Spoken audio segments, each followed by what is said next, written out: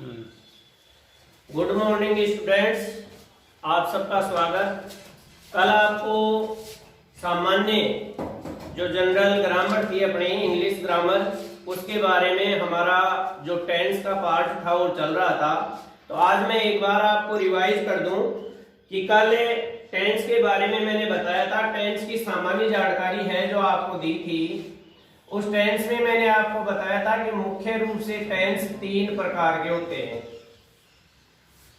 वो 3 प्रकार आपको मैं मौखिक बता देता हूं: प्रेजेंट, पास्ट और future. Present tense, past tense और फ्यूचर टेंस।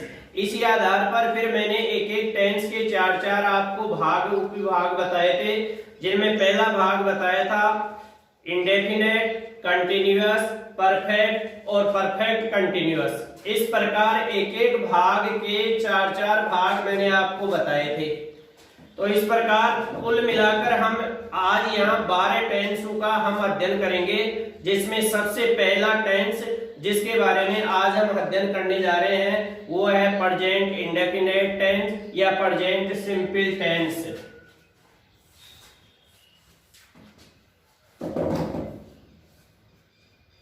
प्रेजेंट सिंपल,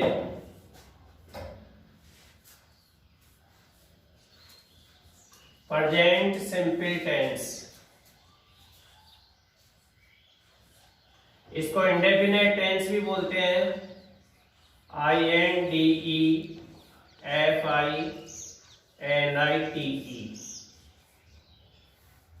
तो आज हम प्रेजेंट सिंपल टेंस के बारे में पढ़ रहे हैं। तो सबसे पहले पढ़ने से पहले हमारे को इस चीज का ध्यान होना चाहिए कि इस टेंस की पहचान क्या होती है। तो कोई भी टेंस पढ़ने से पहले हमारे को उसकी पहचान होना जरूरी है। तो इसके लिए हम सबसे पहले इसकी लिखते हैं पहचान। पहचान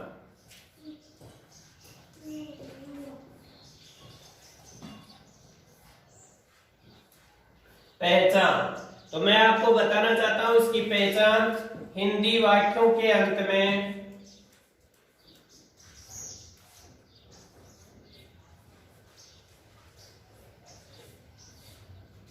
हिंदी वाक्यों के अंत में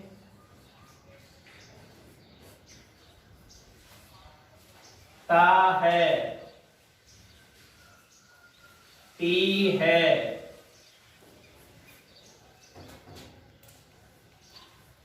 ते हैं आदि शब्द आते हैं।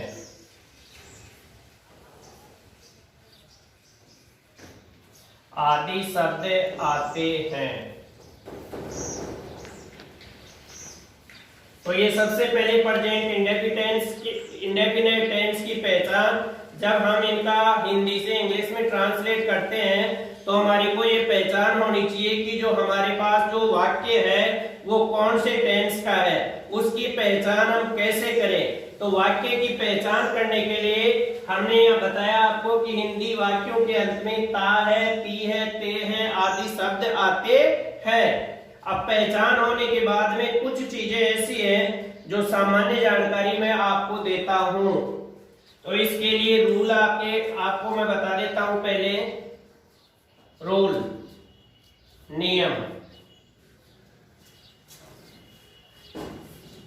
नियम फर्स्ट। इसके बारे में सबसे पहले मैं आपको जानकारी देता हूं कि जब सेंटेंस निर्माण में हम लेते हैं तो इसके लिए सिंगुलर सब्जेक्ट, यदि वाक्य में सिंगुलर सब्जेक्ट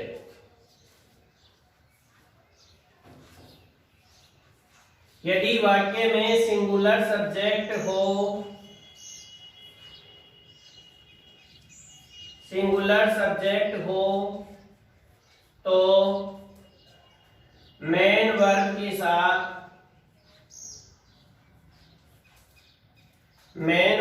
साथ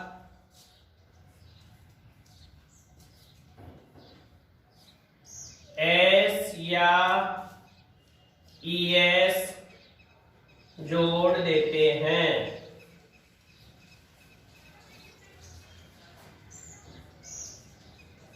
एस या ई एस जोड़ देते हैं। तो ध्यान देने की बात है कि जब भी हम ट्रांसलेट करते हैं तो यदि वाक्य के अंदर, सेंटेंस के अंदर यदि सिंगुलर सब्जेक्ट है, थर्ड पर्सन सिंगुलर सब्जेक्ट है, तो हम मेन वर्ब के साथ में एस या ई एस जोड़ देते हैं। और इसके साथ ही में दूसरा नियम, यदि वाक्य में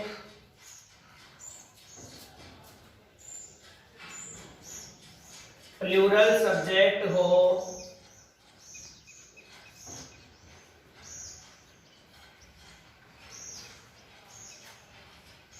यदि वाक्य में प्लूरल सब्जेक्ट हो तो मेन वर्ब की फर्स्ट फॉर्म को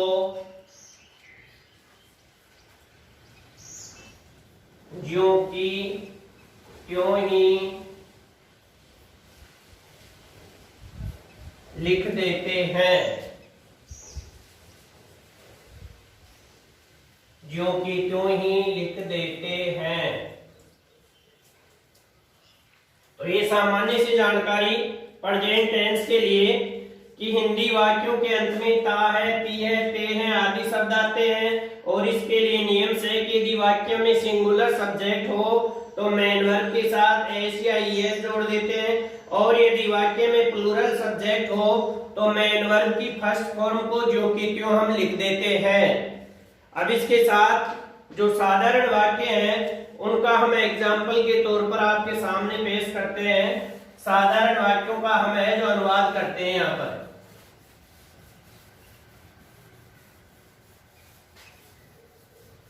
तो सबसे पहले हम लेते हैं एक नंबर पे एफर्मेटिव सेंटेंसेस।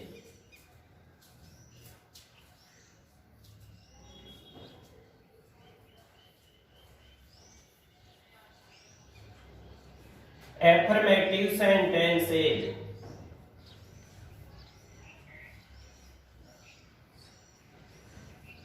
एफर्मेटिव सेंटेंसेस साधारण वाक्य।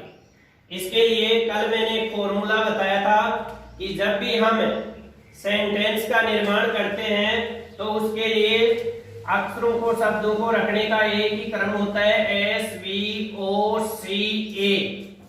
इस सूत्र के आधार पर हम शब्दों का क्रम रखते हैं। तो यहाँ सिर्फ हम एस वी ओ के आधार पर यहाँ हल करेंगे। उससे पहले मैं आपको ये फॉर्मूला दे देता हूं कि साधारण वाक्यों को किस प्रकार हल करें। फॉर्मूला, तो इसमें सबसे पहले जब भी हम अनुवाद करते हैं तो सबसे पहले सब्जेक्ट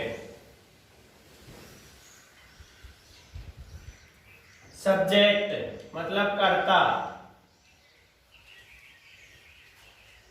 प्लस वर्ब के साथ एस या ई एस प्लस ऑब्जेक्ट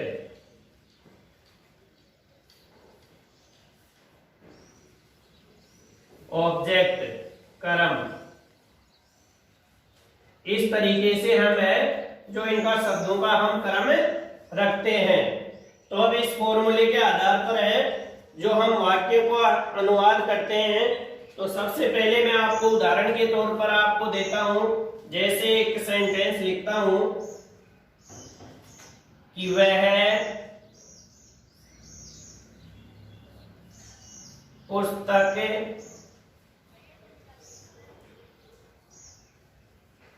पढ़ता है। वह पुस्तक पढ़ता है। दो उदाहरण लिखता हूं पहले मैं, फिर आपको बताता हूं। वे स्कूल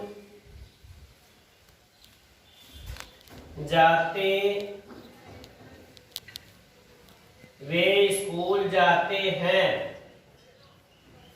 तो अब इन शब्दों को हल करने के लिए सबसे पहले हमको क्या करना है? सबसे पहले हमको जो वाक्य दिए गए हैं उनकी पहचान करनी है। तो पहचान के लिए सबसे पहले मैंने बताया था कि जब भी प्रेजेंट इंडेफिनिट या प्रेजेंट सिंपल का वाक्य होता है तो हिंदी वाक्यों के अंत में ता है, ती है, ते है शब्द आते हैं। तो ये वाक्य देखिए यहाँ पर, ये ता है, फर्स्ट जो वाक्य है इसमें ता है और दूसरा वाक्य है ते है। तो इन दोनों से ये पहचान हो जाती है कि उक्त वाक्य किस टेंस के हैं। तो इस पहचान से ये पता चल गया कि उक्त वाक्य प्रेजेंट इंडेफिनिट या प्रेजेंट सिंपल के हैं। इसी के आधार पर हम सबसे पहले इन वाक्यों में अलग अलग अपनी पहचान करते हैं। तो सबसे पहले ये देखते हैं कि इसमें ये है सब्जेक्ट, सब्जेक्ट की पहचान हो गई। फिर इसके बाद में देखते हैं ऑब्जेक्ट, यह है ऑब्जेक्ट और यह है वर्ब। पूरे वाक्य के अंदर हमने हर चीज की, हर शब्द की अलग अलग पहचान कर ली। मैंने बताया था कि हिंदी के अंदर जो वाक्यों का क्रम होता है वो SOV होता है, ये हिंदी में होता है, लेकिन इंग्लिश के अंदर है SVO। इस क्रम के आधार पर हम इंग्लिश के अंदर इनको हल करते हैं। तो अब यहाँ पर ये फर्स्ट सेंटेंस, फर्स्ट वाक्य है कि वह पुस्तक पढ़ता है। तो सबसे पहले हमने वाक्य की पहचान की कि वाक्य के अंत में ता है। इसका मतलब ये सिद्ध हो गया कि वाक्य है जो प्रेजेंट सिंपल या प्रेजेंट इंडेफिनिट टेंस का है। इसके अलावा इस वाक्य में हमने पहचान की कि इस वाक्य में सब्जेक्ट क्या है। सब्जेक्ट मीन्स कर्ता, कार्य करने वाला कौन है, तो वह है। ऑब्जेक्ट कौन है, पुस्तक, पढ़ना, वर्ब। तो जब सारी चीज अपने सामने हो गई और फॉर्मूला आपके सामने है तो सबसे पहले हम इंग्लिश यहाँ पर बनाने के लिए लेते हैं सब्जेक्ट, वह है, ही। इसके बाद में हम रखते हैं वर्ब। इस वाक्य में जो मेन क्रिया है, मुख्य क्रिया है, वह है पढ़ना।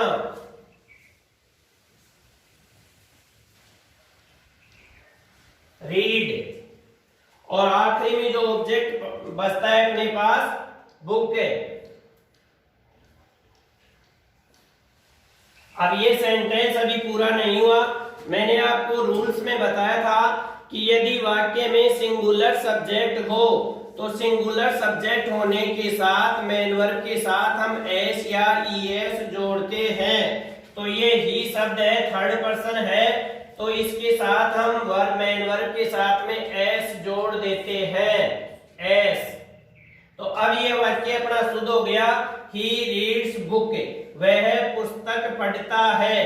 तो इस वाक्य में हर शब्द की हमारे को जानकारी हो गई और जो शब्दों का रखने का अपना क्रम है SVO, तो उसके आधार पर हमने इन शब्दों को एडजस्ट कर दिया। अब इसके साथ जो दूसरा एग्जाम्पल है वो आपको देता हूं मैं। दूसरा एग्जाम्पल अपने सामने है, वे स्कूल जाते हैं। तो वाक्य के अंत में ते है शब्द है, इसका मतलब ये वाक्य प्रेजेंट इंडेफिनिट टेंस का है, ये सिद्ध करता है इस बात को।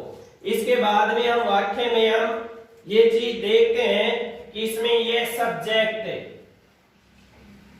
वे शब्द है वो सब्जेक्ट है और ये है अपनी वर्ब, मेन वर्ब, जाना, और ये अदर वर्ड है। तो अब इसके आधार पर हम फिर इसकी वही लिखते हैं कि सबसे पहले जो हम अंग्रेजी रखते हैं वो सब्जेक्ट की रखते हैं दे।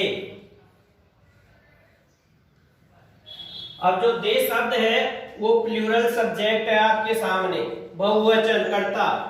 दे के बाद में, सब्जेक्ट के बाद में हम रखेंगे यहाँ पर वर्ब। अब वर्ब है जाते हैं, जाना, गो, दे गो। अब कहां जाते हैं, to school, they go to school, वे स्कूल जाते हैं। अब आप कहोगे कि यहाँ पर एस या ईएस क्यों नहीं लगा, तो मैंने बताया था कि यदि थर्ड पर्सन सिंगुलर सब्जेक्ट है तो सिंगुलर, यदि प्लूरल सब्जेक्ट है तो प्लूरल सब्जेक्ट होने पर हम वर्ब के साथ एस या ईएस नहीं जोड़ते हैं। तो इस तरीके से हमें प्रेजेंट इंडेफिनिट के साधारण वाक्यों का हम अनुवाद करते हैं। और इसके साथ अब हम दूसरे प्रकार का वाक्य लेते हैं। ये हमने एफर्मेटिव सेंटेंस पढ़ा, अब इसके बाद में हम नेगेटिव सेंटेंस का अध्ययन यहाँ पर करेंगे। नेगेटिव सेंटेंस नकारात्मक वाक्य, कि जब वाक्य के अंदर नोट या नहीं का प्रयोग हो जाता है तो वाक्य नकारात्मक बन जाता है। हम प्रेजेंट इंडेफिनिट टेंस के अंदर दूसरे प्रकार का वाक्य नेगेटिव सेंटेंस का हम यहाँ पर अध्ययन करेंगे।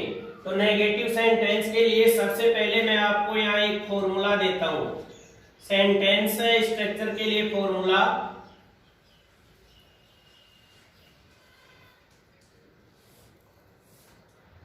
सबसे पहले सब्जेक्ट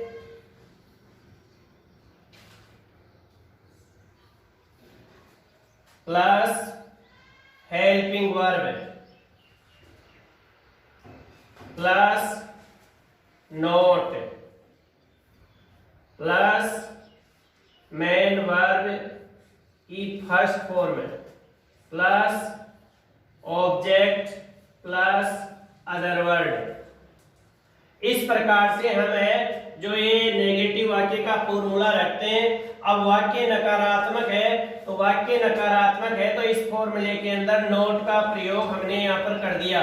और जब भी वाक्य नकारात्मक होता है तो हमेशा नोट का प्रयोग हेल्पिंग वर्ब और मेन वर्ब के बीच में ही होता है।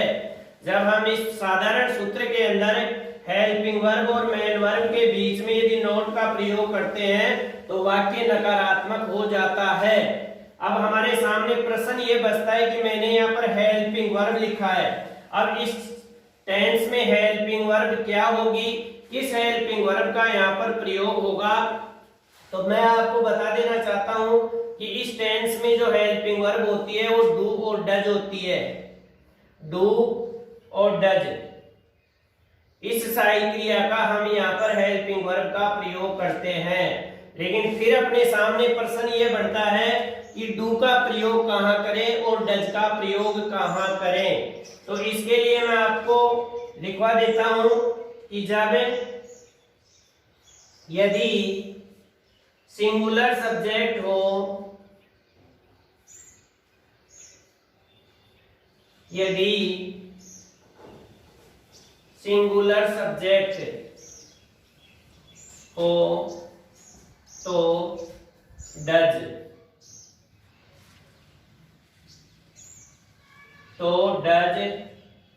तथा प्लूरल सब्जेक्ट होने पर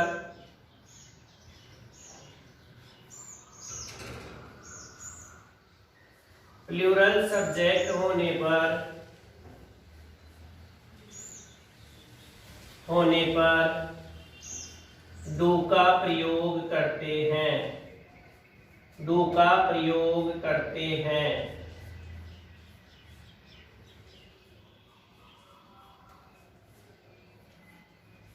अब यहाँ पर ध्यान देने योग्य एक बात और है कि जब हम वाक्य में डू और डज का प्रयोग करते हैं तो मेन वर्ब के साथ जो हम एस या ये जोड़ते थे, अब नकारात्मक वाक्य के अंदर मेन वर्ब की फर्स्ट फॉर्म का ही प्रयोग होगा। अतः मेन वर्ब के साथ यहाँ पर हम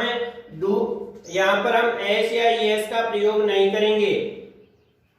तो इसके लिए अब आपको एक एग्जांपल, जैसे रोहन पुस्तक नहीं पढ़ता, रोहन पुस्तक नहीं पढ़ता है। दूसरा उदाहरण मैं आपके सामने यह देता हूं। राधा रसोई में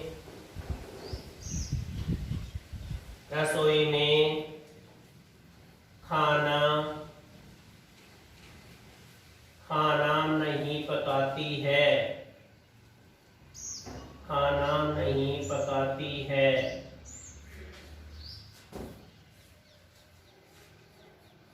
तो अब ये दोनों सेंटेंस हम यहाँ पर देखते हैं। सबसे पहले ये देखते हैं कि वाक्यों के अंत में ता है, ती है। इससे ये सिद्ध हो गया कि हम जो वाक्य पढ़ रहे हैं, जो टेंस पढ़ रहे हैं, वो वास्तव में प्रेजेंट इंडेफिनिट टेंस है।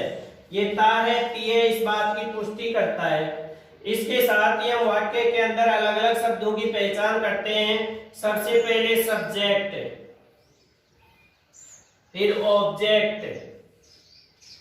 ये नोट, वाक्य नकारात्मक है तो नोट का प्रयोग हो गया, और ये हो गई अपनी मेन वर्ब। ये सारी चीज हमारे को सारे शब्दों का पता चल गया। ये सब्जेक्ट है, ये ऑब्जेक्ट है, ये वाक्य नकारात्मक होने के कारण नहीं है, और ये मेन वर्ब है। अब हम इसका ट्रांसलेट करते हैं यहाँ पर।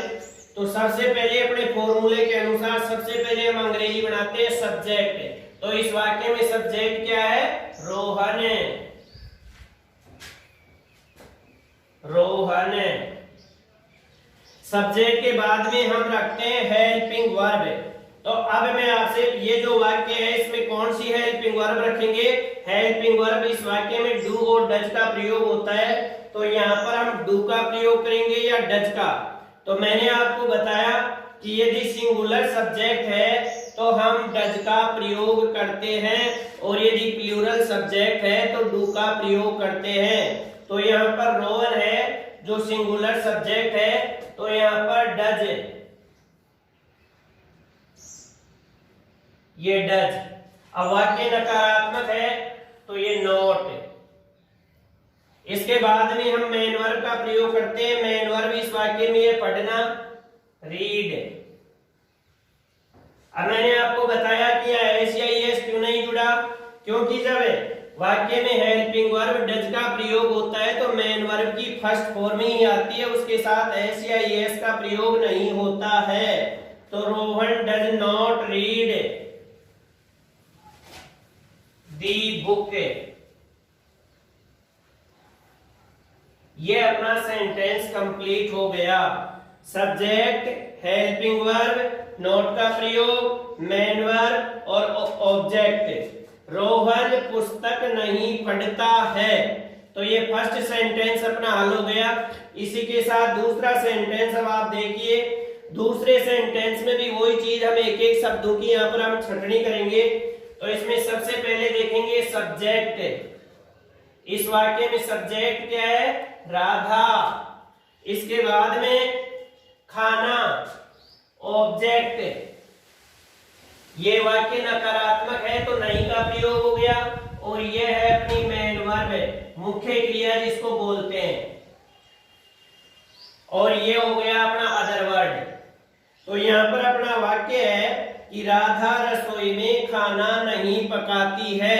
नकारात्मक वाक्य है, तो हम अपने फॉर्मूले के अनुसार इस वाक्य का हम सेंटेंस निर्माण करते हैं। तो सबसे पहले हम अंग्रेजी बनाएंगे राधा।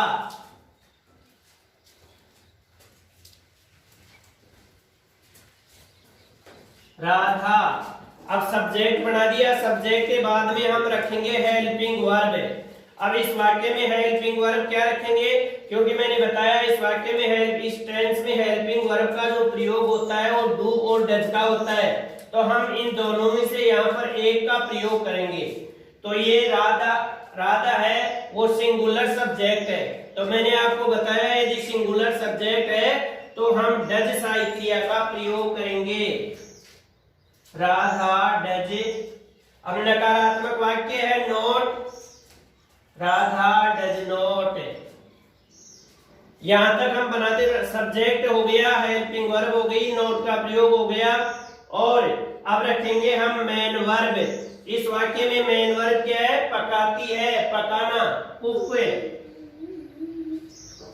ये कुक। इसके बाद में रखते हैं हम ऑब्जेक्ट। ऑब्जेक्ट क्या है इसमें? खाना, फूड। एक एक शब्द है वो आपके सामने स्पष्ट है। सबसे पहले हमने फॉर्मूले के अनुसार जो अनुवाद किया उसमें सबसे पहले सब्जेक्ट की अंग्रेजी बनाई राधा। इसके बाद में हेल्पिंग वर्ब हमने डज रखा। डज इसलिए रखा क्योंकि राधा है जो एक वचन है, सिंगुलर सब्जेक्ट है। वाक्य नकारात्मक है तो हमने नॉट का प्रयोग कर दिया। उसके बाद में वाक्य में मेन वर्ब है पकाना, पकाना मीन्स कुक रख दिया। इसके बाद में ऑब्जेक्ट है क्या पकाती है, खाना, फूड। अब जो शेष वाक्य बचा, हमेशा यदि अदर वर्ड में इनके अलावा शेष वाक्य बचते हैं तो उनकी अलग तरीके से अंग्रेजी बना लेते हैं। अब कौन सी अंग्रेजी बची, राधा की अंग्रेजी बन गई, खाना बन गया नहीं, और पकाती है, सब कंप्लीट हो गया। अब हमारे सामने बचा रसोई में, जो हमारे सामने बचा रसोई में, तो इसको आखिरी में जोड़ देते हैं इन दी किचन, इन दी किचन, इन दी किचन। तो ये हमारा नकारात्मक वाक्य तैयार हो गया।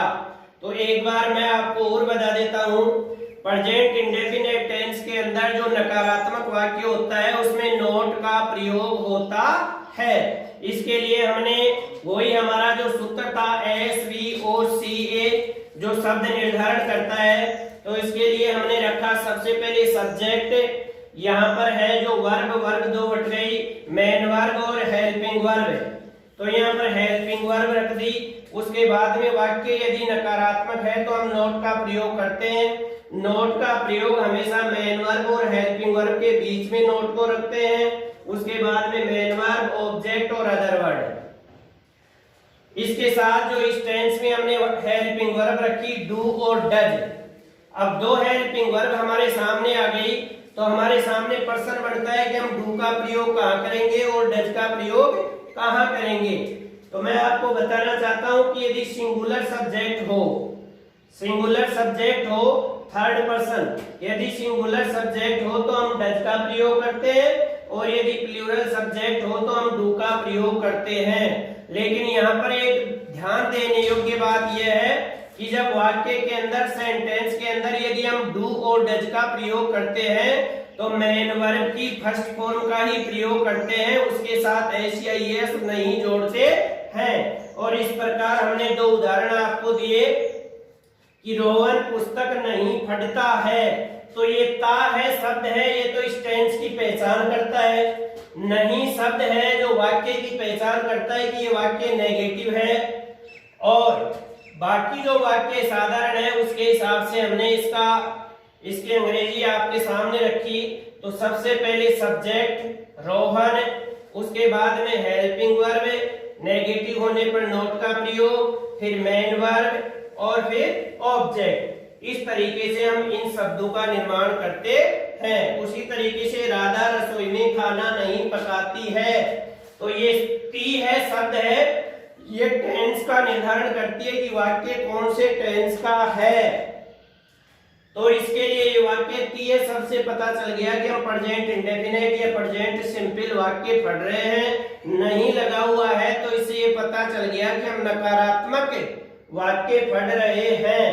तो उसी प्रकार सबसे पहले हमने अंग्रेजी रखी सब्जेक्ट, फिर रखा हेल्पिंग वर्ब, वाक्य नकारात्मक है तो नॉट का प्रयोग कर दिया। फिर इसके बाद में हमने मेन वर्ब रखी, फिर ऑब्जेक्ट रखा, और जो शेष अदर वर्ड बचा उसकी उल्टी तरीके से हम रसोई में तो अंग्रेजी बनाते हैं तो इन दी किचन। इस प्रकार हम सेंटेंस निर्माण करते हैं। और सबसे जो अपना कारगर है वो क्रम एक ही है, चाहे आप कहीं भी पढ़ो।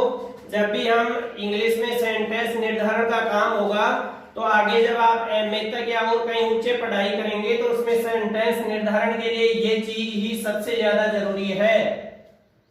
तो अब इसके साथ हमारे दो प्रकार के वाक्य हो गए। एफर्मेटिव सेंटेंस आपको बता दिया, नेगेटिव सेंटेंस आपको बता दिया। इसके साथ हम तीसरे प्रकार का सेंटेंस का निर्माण करते हैं।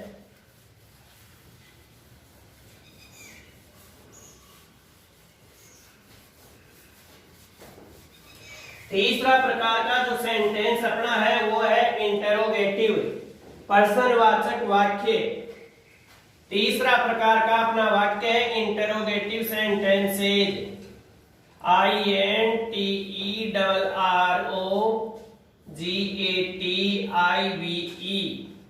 Interrogative sentences, SENTENCES।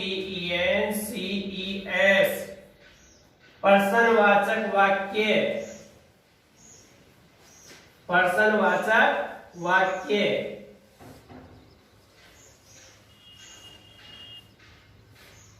अब हम इस इंटरोगेटिव वाक्य का है जो यहाँ पर हम अध्ययन करेंगे। पर्सनवाचक, तो हमने पढ़ा है कि जब भी वाक्य पर्सनवाचक होता है तो ये हम या तो वाक्य हेल्पिंग वर्ब से चालू होता है या क्वेश्चन वर्ड से चालू होता है और वाक्य के अंत में क्वेश्चन मार्क होता है।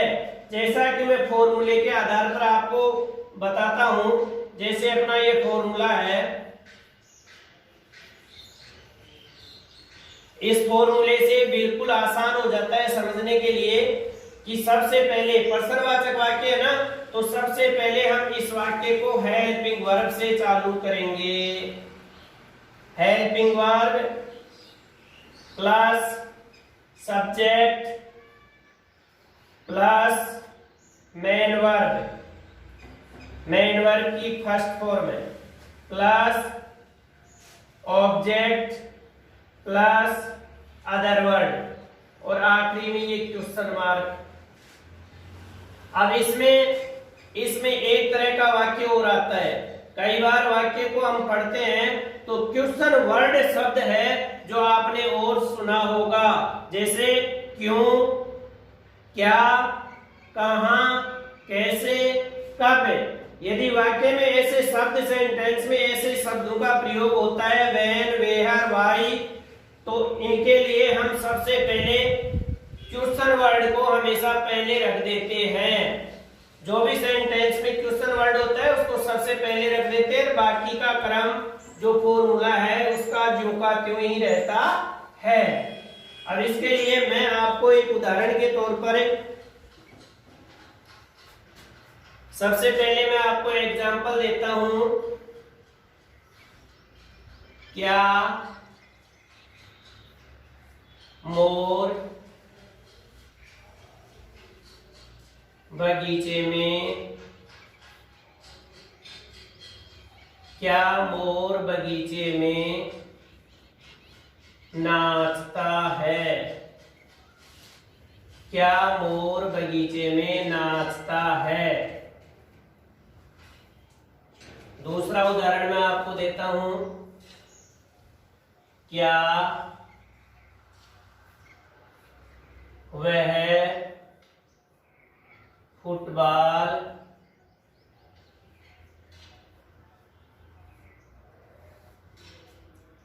इसका दूसरा क्वेश्चन वर्ड से मैं जो आपको वाक्य देता हूं, जिसको हमको क्वेश्चन वर्ड से बनाना है, वह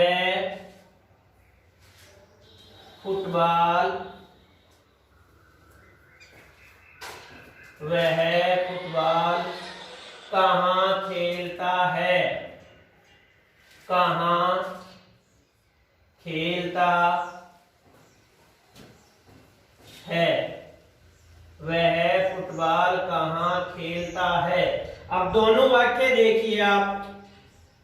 वाक्य में जो हम सुबह से चल रहे हैं वो एक ही चीज है कि वाक्य के अंत में ता है, ता है।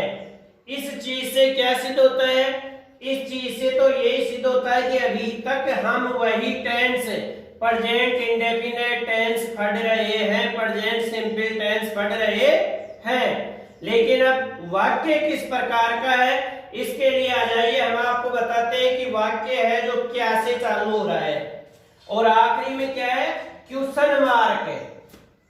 तो यदि वाक्य क्या से चालू हो और आखिरी में क्वेश्चन मार्क हो तो इसका मतलब हमको समझना चाहिए कि वाक्य इंटरोगेटिव है, वाक्य प्रश्नवाचक है।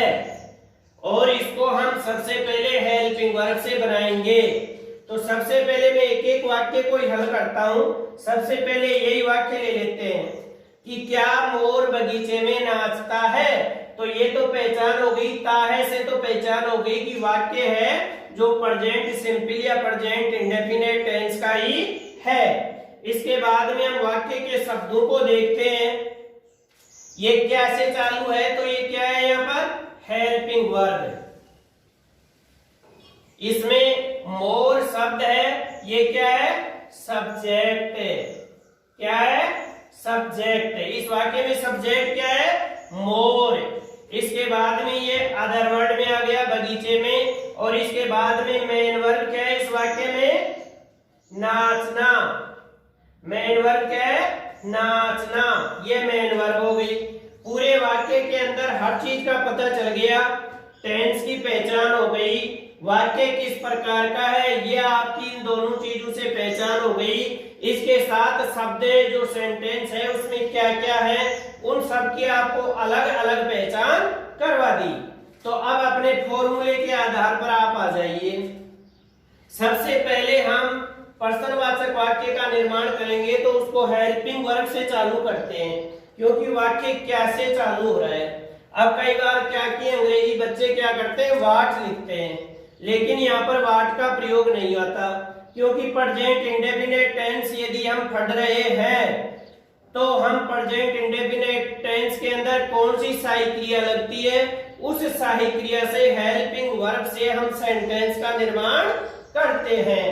तो अब इसको क्या से चालू करेंगे? यहाँ पर हमारे सामने इस टेंस में मैंने बताया हेल्पिंग वर्ब कौन सी लगती है? Do does. ये हेल्पिंग वर्ब है हमारे सामने, डू डज। ये अब ये वाक्य क्या से चालू हो रहा है? तो हमारे सामने है कि हम डू का प्रयोग करें या डज का प्रयोग करें। तो मैंने आपको बताया कि यदि वाक्य में सिंगुलर सब्जेक्ट हो, एक वचन करता हो, तो इस वाक्य में सब्जेक्ट क्या है? मोर। अब मोर क्या है? एक वचन करता है। तो यदि एक वचन करता है तो हम यहाँ कौन सी सहायक क्रिया का प्रयोग करेंगे? यहाँ पर हम डज सहायक क्रिया का प्रयोग करेंगे, क्योंकि मोर सिंगुलर सब्जेक्ट है, इसलिए सिंगुलर सब्जेक्ट होने पर हम डज का प्रयोग करेंगे, डज। इसके बाद में हम सब्जेक्ट। अब इस वाक्य में सबको पता चल गया सब्जेक्ट क्या है? मोर। तो डज पीकॉक, PEACOCK, ये सब्जेक्ट हो गया। इसके बाद में अब हम देखेंगे मेन वर्ब क्या है इस वाक्य में? मुख्य क्रिया क्या है? नाचना, नाचता है। तो मुख्य क्रिया क्या है? नाचना। नाचना मीन्स डांस, डांस। अब यहां तक हमने अंग्रेजी बना ली। अब इस वाक्य में ऑब्जेक्ट है नहीं, इसके बाद में अदर वर्ड बच रहा है। अब हमने क्या की अंग्रेजी रख ली? मोर की अंग्रेजी बना ली, नाचता है की अंग्रेजी बना ली। अब सिर्फ बचा हमारे पास बगीचे में, तो इसकी उल्टी अंग्रेजी बनाएंगे इन दी गार्डन, इन दी गार्डन, GARDEN, इन दी गार्डन। और ये आखिरी में क्वेश्चन मार्क लगा दिया हमने। Does peacock dance in the garden, क्या मोर बगीचे में नाचता है? तो ये अपना इंटेरोगेटिव प्रश्नवाचक वाक्य हो गया कि क्या मोर बगीचे में नाचता है। तो एक एक शब्द की पहचान आपको करवा दी।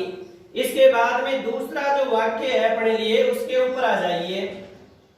वाक्य के अंत में क्या है? ता है। ये क्या सिद्ध करता है कि वाक्य प्रेजेंट इंडेफिनिट टेंस का है। इसके बाद में आ जाइए, वाक्य क्या से तो चालू नहीं हो रहा। अब ये इंपॉर्टेंट चीज है, क्योंकि मैंने यहाँ आपको बताया था क्वेश्चन वर्ड है, तो वाक्य क्या से चालू नहीं है, आखिरी में क्वेश्चन मार्क जरूर है। तो अब आ जाइए, वाक्य के बीच में ये कहाँ शब्द है? ये क्वेश्चन वर्ड है। क्या है? Question word. तो मैंने आपको बताया कि यदि वाक्य में क्वेश्चन वर्ड हो तो हम यदि सेंटेंस निर्माण करते हैं तो क्वेश्चन वर्ड को पहले ले लेते हैं और बाकी के वाक्य को ज्यों का त्यों ही लिख देते हैं। तो अब यहाँ पर पूरे सब इसकी पहचान कर लो पूरे सेंटेंस की। इसमें सब्जेक्ट क्या है? वह है।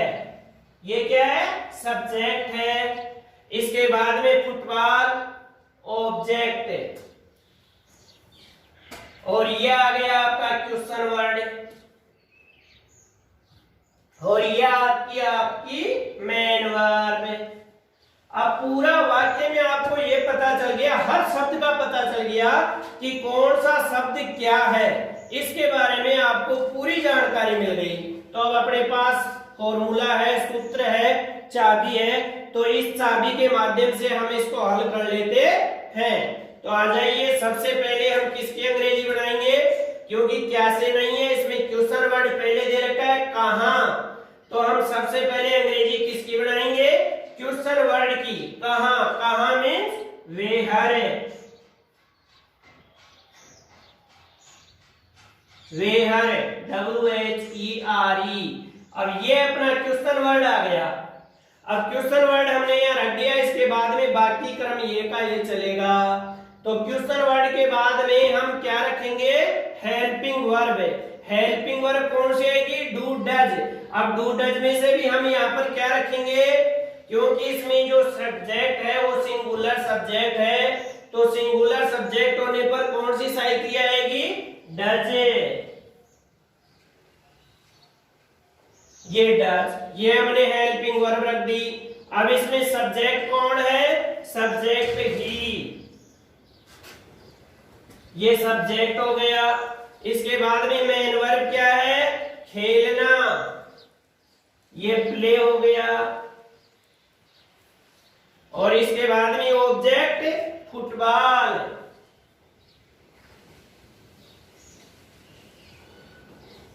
ये फुटबॉल हो गई। क्या कोई अक्षर ऐसा है जो बचा जिसकी अंग्रेजी नहीं बनी हो, सब्जेक्ट हमने रख दिया, फुटबॉल हमने रख दी, क्वेश्चन वर्ड अपना रख दिया, हेल्पिंग वर्ब रख दी, और मेन वर्ब है वो हमने रख दिया। सिर्फ आखिरी में अपना ये क्वेश्चन मार्क है। तो ये क्वेश्चन मार्क हो गया। तो ये वाक्य इंटरोगेटिव वाक्य है जो हल हो गया। Where does he play football, क्या वह फुटबॉल कहाँ खेलता है। Where does he play football, वह फुटबॉल कहाँ खेलता है। तो इस तरीके से 3 प्रकार के वाक्य हैं जो आपके सामने यह प्रस्तुत किए। अब आखिरी में एक बार मैं फिर साधारण जानकारी आपको मैं दे देता हूं कि आज हम यहाँ प्रेजेंट इंडेफिनिट टेंस या प्रेजेंट सिंपल टेंस के बारे में अध्ययन कर रहे हैं। प्रेजेंट सिंपल टेंस के बारे में मुख्य बातें हैं जो आपको एक बार मैं और रिवाइज कर देता हूं कि इस टेंस की पहचान क्या होती है, हमारे को कैसे पता चले कि ये जो वाक्य हैं वो प्रेजेंट इंडेफिनिट टेंस के हैं। तो मैंने आपको बताया और लिखाया भी कि यदि हिंदी वाक्यों के अंत में ता है, ती है, ते हैं आदि शब्द आते हैं तो ये मान लेना चाहिए कि वाक्य प्रेजेंट इंडेफिनिट टेंस का है। ये वाक्य, ये टेंस की पहचान हो गई। इसके बाद में हमारे पास ध्यान देने योग्य बातें, हम 3 प्रकार के वाक्य अभी तक यहाँ पर हम पढ़ चुके हैं, जिसमें पहला वाक्य हमने पढ़ा था एफर्मेटिव सेंटेंस, साधारण वाक्य। तो साधारण वाक्य हमने पढ़ा जिसका फॉर्मूला वही शब्दों का क्रम SVO, सब्जेक्ट वर्ब ऑब्जेक्ट। अब जब हम साधारण वाक्य को हम हल करते हैं तो साधारण वाक्य के अंदर सब्जेक्ट, सब्जेक्ट के बाद में हम मेन वर्ब रखते हैं। अब मेन वर्ब के साथ मैंने आपको बताया कि यदि सिंगुलर सब्जेक्ट है तो मेन वर्ब के साथ S या ES जोड़ते हैं, अन्यथा यदि प्लूरल सब्जेक्ट है तो मेन वर्ब को जो कि त्यों ही रख देते हैं। तो ये हमने साधारण वाक्य पढ़ा। इसके बाद में हमने नेगेटिव सेंटेंस हल किया। नेगेटिव सेंटेंस का मतलब ये होता है कि वाक्य के अंदर नोट का प्रयोग होता है। तो वाक्य में नोट का प्रयोग होते, नहीं शब्द का प्रयोग होते ही वाक्य नकारात्मक बन जाता है। अब इसमें मैं आपको बता दूं कि प्रेजेंट इंडेफिनिट के साधारण वाक्य को छोड़कर बाकी जितने भी प्रकार के हम वाक्य पढ़ेंगे उनमें हेल्पिंग वर्ब, सहायक क्रिया डू डज का प्रयोग होगा। तो ये हमको याद भी कर लेना चाहिए कि प्रेजेंट इंडेफिनिट टेंस में कौन सी सहायक क्रिया का प्रयोग होता है, डू और डज का। अब हमारे सामने प्रश्न बना कि डू का प्रयोग कहाँ होता है और डज का प्रयोग कहाँ होता है। तो मैंने बताया कि यदि सिंगुलर सब्जेक्ट हो तो डज का प्रयोग करते हैं और यदि प्लूरल सब्जेक्ट हो तो डू का प्रयोग करते हैं। लेकिन यहाँ पर एक ध्यान देने योग्य बात यह है कि यदि हम वाक्य में डज का प्रयोग करते हैं तो फिर मेन वर्ब के साथ एस या ईएस नहीं लगता है, सिर्फ मेन वर्ब की फर्स्ट फॉर्म का ही हम प्रयोग करते हैं। तो नेगेटिव सेंटेंस के लिए फिर हमने फॉर्मूला रखा कि सबसे पहले सब्जेक्ट, फिर हेल्पिंग वर्ब, फिर नॉट, फिर मेन वर्ब, ऑब्जेक्ट और अदर वर्ड। इस तरीके से हमने नकारात्मक वाक्य को हल किया। और तीसरा प्रकार का जो वाक्य हमने हल किया वो इंटरोगेटिव सेंटेंस, पर्सनवाचक वाक्य हल किया। पर्सनवाचक वाक्य दो तरीके से बनता है, या तो वाक्य क्वेश्चन वर्ड से चालू होता है या वाक्य हेल्पिंग वर्ब से चालू होता है। तो दोनों ही चीजों के बारे में मैंने आपको एग्जाम्पल दिए हैं, हेल्पिंग वर्ब से भी चालू किया है और क्वेश्चन वर्ड से भी चालू किया है। इसके साथ मैंने एग्जाम्पल आपको दे दिए कि क्या मोर बगीचे में नाचता है, इसको हमने यहाँ पर इस फॉर्मूले के आधार पर हल कर दिया। पहला जो सेंटेंस है वो हेल्पिंग वर्ब से चालू होता है और दूसरा जो सेंटेंस है उसमें क्वेश्चन वर्ड का प्रयोग है, तो इसको हमने क्वेश्चन वर्ड से चालू किया है। तो आज का जो हमने आपको बताया present indefinite tense, present indefinite tense में 3 प्रकार के वाक्य आपको बताए। ये फिर भी आपको कहीं कोई प्रॉब्लम हो तो इसके लिए कल फिर हम आप इसी का एक बार रिवाइज लेके आएंगे। और परीक्षाओं के अंदर ये तो हमने सेंटेंस निर्माण के लिए देखा, लेकिन जब परीक्षाओं में ये आते हैं तो correct form of the verb आते हैं। तो correct form of the verb को देखने के लिए हमारे को एडवर्ब का प्रयोग देखना पड़ता है। इनमें इस वाक्य में कौन कौन सी एडवर्ब का प्रयोग होता है, उसके आधार पर हम टेंस की पहचान करते हैं और correct form of the verb का सही प्रयोग करते हैं। तो आज के लिए मैं अपना चैप्टर यहीं समाप्त करता हूँ।